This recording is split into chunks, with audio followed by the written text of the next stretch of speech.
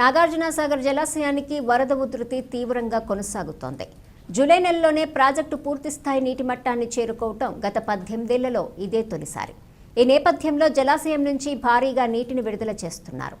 ఈ సందర్భంగా రాష్ట్ర మంత్రులు ఉత్తమ్ కుమార్ రెడ్డి, అడ్లూరి లక్ష్మణ్ కుమార్ నాగార్జునసాగర్కు విచ్చేసి 13వ, 14వ గేట్లను ఎత్తి నీటిని విడుదల చేశారు.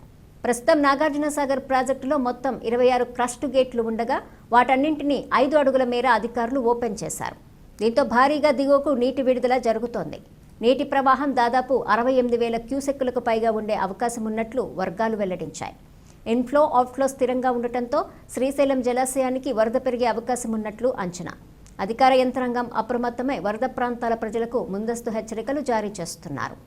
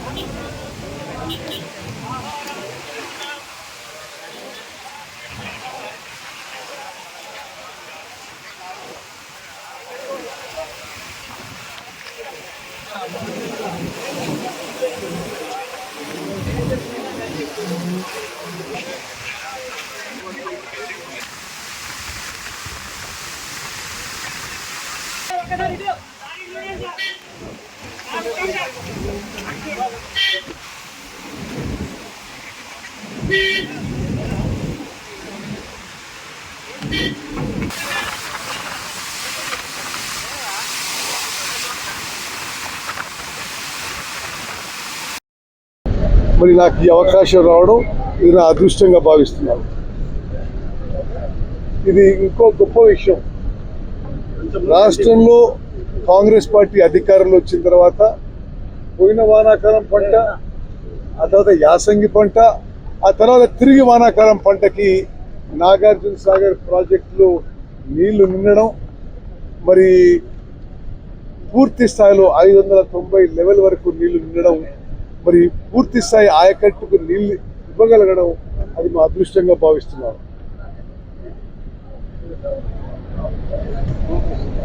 మరి గడిచిన 4 రోజులుగా 30,000 క్యూసెక్లు నీటి వినియోగంతో నాగార్జున సాగర్ పవర్ ప్రాజెక్ట్ 700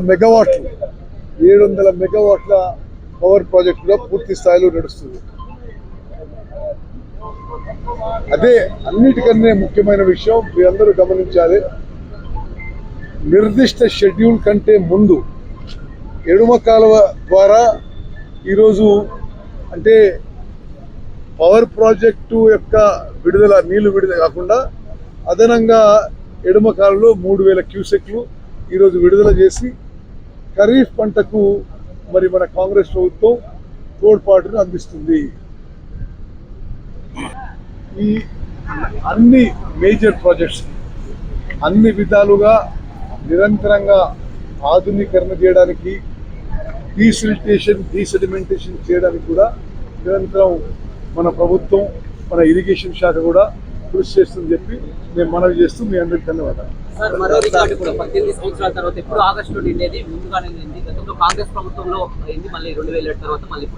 18 ఏళ్ల తర్వాత జూలై మాసంలో నాగార్జున సాగర్ నుంచి నీళ్లు వదిలిపెట్టడం మరి ఇదే ప్రథమం అని చెప్పి నేను మనవి చేస్తూ, ఇది ఒక రికార్డుగా మరి భావిస్తూ, ఇది జూలైలోనే 18 ఇయర్స్ తర్వాత నీళ్లు విడుదల చేయగలడం కూడా రైతులకి చాలా మేలు చేస్తున్నాం. ఇది మా అదృష్టంగా భావిస్తున్నాం.